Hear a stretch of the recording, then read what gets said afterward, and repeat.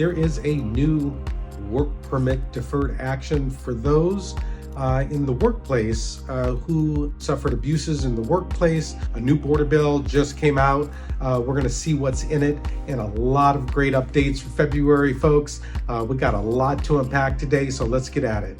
All right, there is a brand new work permit for those who are abused in the workplace, those who are harassed, those who are paid substandard wages, those who are trafficked to the United States.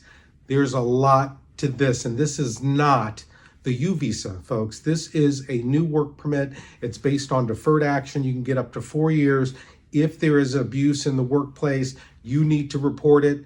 You can get a work permit, folks. I put a link in the description box below where you can report the abuse.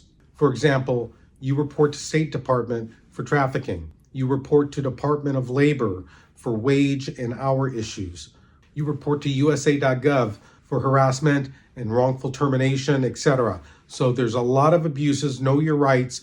Go to the link in the description below. It gives a really good outline of where you can report, okay? I also put a link in the description box. How do you file the forms? How do you actually get the deferred action? So link in the description box below, USCIS.gov. It's really, really good. Tells you exactly what you need to file and where you need to file it. It's fantastic. All right, another bit of good news. You know how you have to call a number to make the in-person appointment? Well, now, USCIS.gov, you can do it online. You can get the in-person appointment online. Why would you want to get an in-person appointment? You get your added stamp. That means you get your green card stamp and your passport. If you have a decision from the immigration judge, you go down to get the green card approved with USCIS. If there's an emergency, you need an emergency advance called an advance parole. You can't wait for that thing to come in the mail, right? You got to go down in person.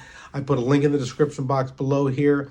Click on it and you go to in-person appointment and you'll see. And you can make that appointment. It's brand new. It's a wonderful tool that my clients are using now. A lot more streamlined than waiting on the phone for hours and hours and hours and them telling you that you can't get an in-person appointment. So go online, get that in-person appointment and take care of your immigration business. All right, another bit of good news from the BIA. That's the Board of Immigration Appeals.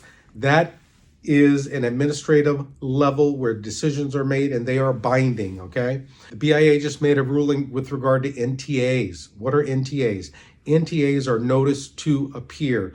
When the immigration judge is calling you for a removal hearing, the government needs to produce and serve on you what's called a notice to appear. That notice to appear has to have several things.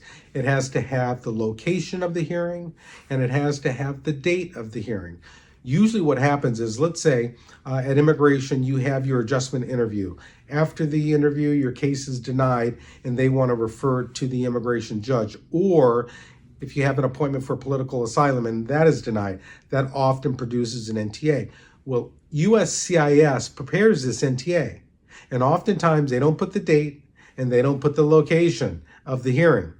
The BIA just said it's not proper. Those cases will be dismissed. So if you get an NTA, make sure you look and see if there's a time, date, place for the hearing. If not, contact an immigration attorney. You'll get that removal case terminated. That's good stuff, folks. All right, there's a new border bill. What's up with that? Why is this so political, folks? I mean, the Biden administration says that, look, the Republican Congress, they're not passing the law. The Republicans are blaming the Democrats that they're doing nothing and there's chaos at the border. I've always said, folks, this is a manageable problem. The problem with this bill is it doesn't really address immigration. It's just trying to shut the border. Just shutting the border is not going to solve the problem. It's not going to solve the problem of the undocumented migrants that are here in the U.S., and it's not going to stop the flow of migrants from coming to the U.S. It's just not going to do it. If you remember, right, back when Reagan was president, he did what's called the amnesty. And that was a compromise, folks.